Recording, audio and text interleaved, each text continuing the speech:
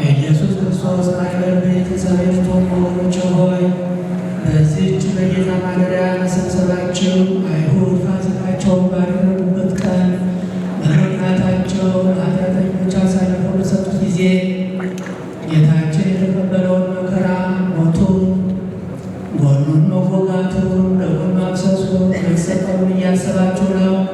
ስለዚህ እግዚአብሔር ድካማችሁንና ጸሎታችሁን ስግደታችሁንና መዝሙራችሁን ይቀበልላችሁ።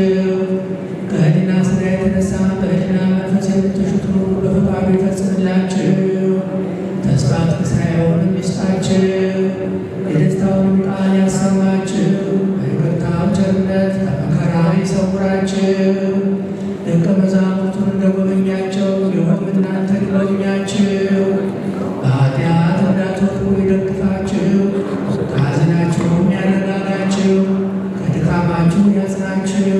እናንተን ለማገልገል የተዘጋጀው በመሆን ከእኔ ከወንድማችሁ ጋር በሩቅና በቅርብ ካሉ በጸሎታችሁ ከተማጸኑ ወንድሞቻችሁ ሁሉ ጋር ጌታችን ኢየሱስ ክርስቶስ በመጣ ጊዜ በደስታው ቀን ከእናንተ ጋር አንድ የሆኑ ዘንድ በአባታችሁ ጉባኤ በቀኙ ያቁማችሁ።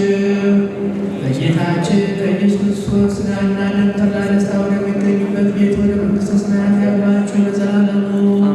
አራን ኪዳን አይሰጡናል።